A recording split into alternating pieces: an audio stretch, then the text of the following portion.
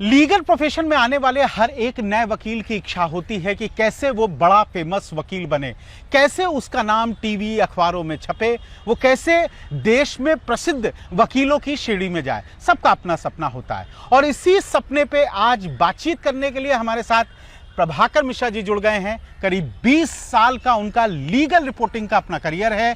ETV, India TV और वर्तमान में न्यूज़ 24 में लगातार लंबे समय से काम कर रहे हैं। प्रभाकर जी, आपका बहुत बहुत स्वागत है। Thank you. और मुझे ये बताइए कि आपका एक बड़ा अनुभव रहा है वकीलों को देखने का।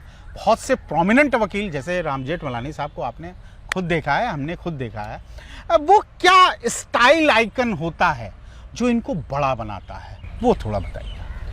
जब 2006 में पहली बार मैं सुप्रीम कोर्ट रिपोर्ट करने आया था जी, उसके पहले बाकी रिपोर्टिंग करता था। 2006 में मैं जब यहाँ आया तो ऐसे ऐसे वकीलों को देखना शुरू किया जिनको हमने किताबों में पढ़ा था। जी जी। कानून की पढ़ाई के दौरान तो पढ़ा है, उसके पहले भी जब आप पॉलिटिकल साइंस पढ़ते हैं, सिविक्स पढ़ते हैं, तो उस समय मिनरवा मिल्क केस का जिक्र, केशवानंद भारती का जिक्र, उसी में आप शांति भूषण का भी जिक्र सुनते हैं, उसी में आप प्रशांत भूषण का भी जिक्र सुनते हैं, उसी में आप तमाम एडीएम जबलपुर केस सुनते हैं, इमरजेंसी के केस।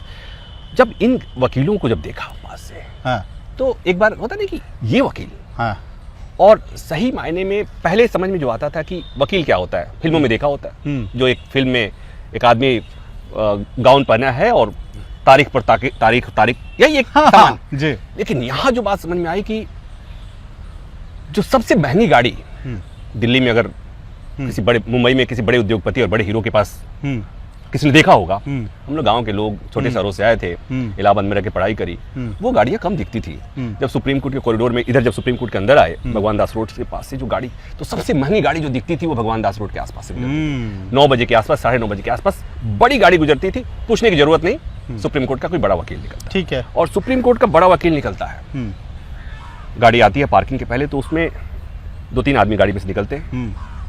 1-2 लॉ क्लर्क होते हैं उनके, जो ड्राइवर होता है, और उनका गाउन जो होता है, ये मैं बहुत थोड़ा डिटेलिंग कर रहा हूँ, कि गाउन निकालता है और वकील साहब ऐसे हाथ करते हैं और गाउन पहनाते हैं। करेक्ट। और उनके हाथ में कोई फाइल नहीं है, जूनियर्स फाइल लेके चलते हैं। बहुत लोगों के पास तो फाइल इतनी बड़ी वाली गाड़ी में दूसरी गाड़ी आती है, और बहुत लोगों के पास तो इतनी फाइल होती है कि उसको कैरी करने के लिए अलग से एक पूरी ट्रॉली लेके चली जाती है। तो ये मैंने देखा। उसके बाद एक चीज और देखा कि बड़े वकील, मतलब बड़ा होने का मतलब, हम जो बड़ा जब कहते हैं ना, तो बड़ा में बहुत कुछ बड़ा छुपा हुआ है। उस बड़े में छुपा हुआ है कि बाहर का बड़ा नाम, और वो जो बड़ा नाम होता है ना, जब कोर्ट में जाता है तो वहां पर बड़ा केवल आपके लिए और आम आदमी के लिए नहीं होता है, क्लाइंट्स के लिए नहीं होता है, वो बड़ा नाम जजेस के लिए भी होता है। और माफ कीजिएगा विप्लव, विद ड्यू रिस्पेक्ट जी, जब कहते हैं कानून सबके लिए बराबर है, और सबकी डिग्री तो कानून की डिग्री है जी। लेकिन मैं यहाँ डिफर करता हूँ, ये जो बड़ा वकील होता है ना, उसके लिए कानून उतना बराबर नहीं है।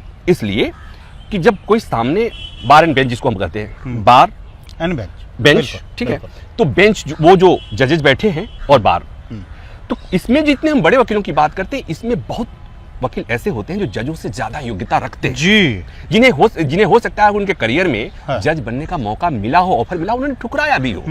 तो इस बात की जानकारी बेंच में बैठे हुए जजेस की भी होती है, इसलिए वो ज्यादा रिस्पेक्ट देते हैं, उनको ज्यादा डिटेलिंग से सुनते भी हैं। और ये जो हम कहते हैं जब बड़ा है, तो उसमें अब राम जेठमलानी के सामने वो जब एक बार कहे कि हम 72 साल का हमारा बार का अनुभव है, अब जो भी सुप्रीम कोर्ट में जजेस आते सब उनके जूनियर होते हैं। करेक्ट। अब राम जेठमलानी जिस केस को लेकर, जजेस भी जो लॉ मिनिस्टर के समय उनके साइंस से जज बने। करेक्ट। ये मैं नहीं कहना चाहता था। तो उसका एक अलग इम्पैक्ट होता है। तो एक होता है कि बेंच जो होती है, वो बार का रिस्पेक्ट, उस नजरिए में रिस्पेक्ट जब होता है, तो वो केस को सुनने का, उनके आर्गुमेंट को सुनने का कई बार ऐसा ही मौका आया। एक बार याद होगा, उस दौरान शायद आप भी रहे होंगे, कोर्ट नंबर 4 एक केस था, और उस केस में एक जज साहब ने एक वकील को कह दिया कि लॉ पॉइंट पर कि आपको और पढ़ के आना चाहिए। दरअसल जिस वकील को बोल रहे थे वो मुंबई का वकील था जी, और यहाँ पहली बार सुप्रीम कोर्ट में दिखा था। उस जज साहब को नहीं पता रहा होगा, साथ ही जज ने कहा कि ये फला माय लॉर्ड के फादर हैं। उसके बाद एकदम से घबरा गए और उन्होंने कहा कि माफ कीजिएगा हमें तो, हाँ, हाँ, मैं ये नहीं कहना चाहता। तो जी, जी। ये मैं इसलिए बताने की कोशिश कर रहा हूँ कि जो लोग दुनिया में बाहर देखते हैं, वो जो फिल्मी स्टाइल होता है उससे थोड़ा सा जज अलग होते हैं। जो बाहर में जो वकील होते हैं उससे थोड़ा सा, अभी तक बेसिकली क्या होता है कि फिल्मों में, सीरियल्स में ना वकीलों को गलत उसमें दिखाया गया है। जी, ठीक है। दूसरी बात एक और महत्वपूर्ण जोड़ दूं मैं, मुझे लगता है कि आपके इससे नए वकीलों को भी, वकील जो उनको, जब मैं आया था तो मेरे साथ ही बहुत लोग आए, मतलब कितना ग्रोथ होता है वो भी मैं बता देता हूँ कि बहुत लोग उस समय यहाँ पर सुप्रीम कोर्ट की शुरुआत किए थे, मतलब जिनसे मेरी दोस्ती हो गई हम उम्र होने के चलते। और 20 साल में मैं पत्रकारिता में जहाँ हूँ आप जानते हैं, जिसमें मैं कहूँगा तो लोग मेरे सामने बड़ी गाड़ी, कोई एवार बन गया, किसी के पास इतनी फाइल हो गई, बड़े चैम्बर हो गए और बहुत से सीनियर डेजिग्नेट हो गए। और बहुत लोग जज बनने की कतार में, हाई कोर्ट में वो कभी भी जज भी बन सकते हैं। तो कहने का मतलब कि हम जो एक वो कर लेते हैं। और दूसरी बात एक और मैं जोड़ता हूं, सुनने में भले जज और वकील लगता है भाई, जब आम आदमी के मन में आज के डेट में नहीं, सोशल मीडिया के आने के बाद तो सुप्रीम कोर्ट और जजों की और वकीलों की बड़ी लोग वो करते हैं। आम आदमी की नजर में अभी न्याय, सुप्रीम कोर्ट या कोर्ट मतलब न्याय का मंदिर, बिल्कुल, और वकील मतलब, जज मतलब न्याय के देवता। तो हम जब उस समय आए थे विप्लव, मैंने एक बार और कहीं कहा था, मैं आपके लिए बता रहा हूँ, 2006 की बात होगी, सुप्रीम कोर्ट का कोर्ट नंबर 1, मैं थोड़ा सा आपके सब्जेक्ट अलग बता रहा हूँ। सुप्रीम कोर्ट का कोर्ट नंबर 1, जहाँ पर विजिटर्स गैलरी होती है, वहाँ पर मैं बैठा हुआ था। उन दिनों कोर्ट में भीड़ कम होती थी, कोई मामला, कोई किसी केस की उसके लिए था, सुनवाई के लिए। एक महिला आई, साउथ इंडियन लग रही थी, उनके गेटअप से धोती पहन रखी थी, और वो जब तक खड़ी थी उनके मामले की सुनवाई नहीं हो रही थी, अंग्रेजी में सुनवाई हो रही थी। मुझे लगा कि उनको नहीं समझ में आ रही, हो सकता है इसमें, लेकिन उनके मामले की सुनवाई नहीं हो रही थी, और बेंच के सामने ऐसे हाथ जोड़ी थी। फिर देखा कि वो कुछ बुदबुदा रही है, ठीक वैसे ही जैसे मंदिर के सामने। तो मेरी उत्सुकता थोड़ी बड़ी, पैर की तरफ देखा, पैर में जूता चप्पल नहीं था। पता चला कि उन्होंने तो बाहर, इसलिए कि वो मंदिर में गई थी, न्याय के मंदिर में, और सामने न्याय के देवता बैठे थे। तो ये न्याय के मंदिर और न्याय के देवता के बीच का जो पुजारी है ना जी, सही मायने में पुजारी, मंदिर में जब जाते हैं तो पुजारी भगवान से आपके पहुंचाने और आपको कितना फल दिलाता है वो नहीं पता, लेकिन यहाँ पर न्याय के देवता से आपको न्याय दिलाने की जो भूमिका होती है, ठीक है, वो ठीक है। आप मुझे थोड़ा सा प्रभाकर वो बताइए, जो आपने अनुभव के मुताबिक वो स्टाइल शीट क्या होती है? मतलब वकीलों की जो आपने बताया वो तो एक उनका है, लेकिन एक बड़े वकील बनने के लिए सुप्रीम कोर्ट में चूंकि आपने आर्गुमेंट करते हुए देखा है, क्या क्या बेहतर, वो जो क्या क्या चीजें आप एनालिसिस करते हैं जो शायद नए वकीलों को करना चाहिए? देखिए, पहली एक बात तो ये कि ये बड़ा मायने रखता है कि आप किसी केस को किस तरह से प्रेजेंट कर रहे हैं। बहुत बार ऐसे मैंने देखा कि नए लड़के, नए वकील, उनको वो जब बोलना शुरू करते हैं तो जजेस एकदम साइलेंटली सुनते हैं, और वो कई बार उन्होंने कहते भी हैं कि और आर्गुमेंट, यानी कि विषय का थारो नॉलेज होना चाहिए, करेक्ट, और लॉ पॉइंट पे, लॉ पॉइंट पे एकदम क्लियर होना चाहिए। दूसरी बात ये कि इस बात को मानिए कि सुप्रीम कोर्ट जो आर्गुमेंट की भाषा है, लैंग्वेज है, वो इंग्लिश है। बिल्कुल, जितनी बेहतर इंग्लिश है, हाँ, उतना ही ये हिंदी भाषी वकीलों के लिए, जो नए वकील हैं, उनको बहुत समझना होगा। और आप इसमें और एक बात जोड़ दूं, उसमें एक और बात, इसमें एक और राइडर के साथ कि ये कहेंगे कि आपको ऑक्सफोर्ड और कैम्ब्रिज की इंग्लिश ही आए, ये कोई जरूरी नहीं है, कोई जरूरी नहीं, इसलिए कि बिहार और यूपी के, पूर्वांचल के ऐसे लोग जिनकी इंग्लिश उतनी शार्प नहीं थी, अपने सामने मैंने उनको प्रैक्टिस करते हुए देखा। नाम नहीं लूंगा इसलिए कि वकीलों का मामला है, अच्छे इंग्लिश बोलते हैं, बहुत सफल वकील हैं जो ऑक्सफोर्ड इंग्लिश तो नहीं बोलते हैं। यानी कि सुप्रीम कोर्ट की अगर फिलहाल आपको बड़ी वकालत करनी है, मशहूर वकील बनना है, तो इंग्लिश पे आपको काम करना बहुत जरूरी है। ये इंग्लिश का वो होना चाहिए।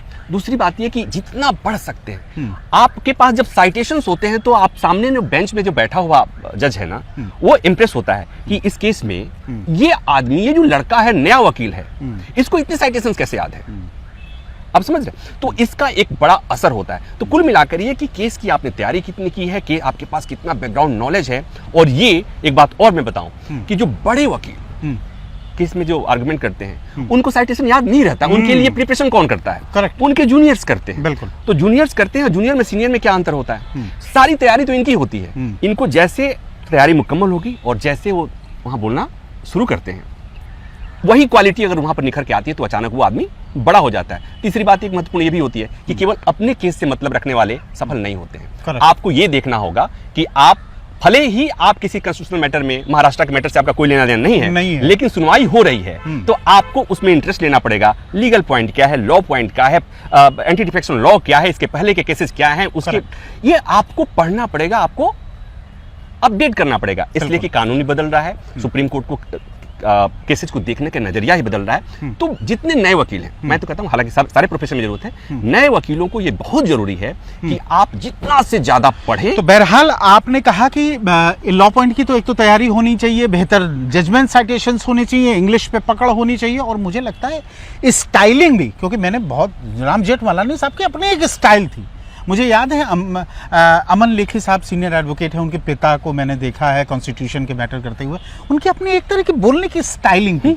तो क्या नए वकीलों के लिए एक स्टाइलिंग डेवलप करना भी बहुत जरूरी है? देखिए, सबका अपना अपना एक स्टाइल होता है, करेक्ट, लेकिन ये होता है ना कि फर्स्ट इंप्रेशन बहुत महत्वपूर्ण रखता है। आपकी पिटीशन वन गो में स्टेट में वो डिसमिस हो जाएगी या आपको मौका मिलेगा लॉ पॉइंट पर आर्गुमेंट करने के लिए, वो बड़ा मायने रखता है। उसमें केस के फैक्ट के साथ साथ आपको किस तरह से, और पता चला कि आपने अपने को बढ़िया ड्रेसअप नहीं किया, जिसको कहते हैं करी नहीं करना। करेक्ट। पता चला कि आप ऐसी जगह से आते हैं, आपने मुंह में गुटखा पान दबा करके मुंह बहुत साफ करके आप आए हुए हैं, बिल्कुल, मुंह में भले खाए नहीं हो, लेकिन एक लग जाता है कि आपने कुछ पहले से वो कर रखा, वो दिख जाता है।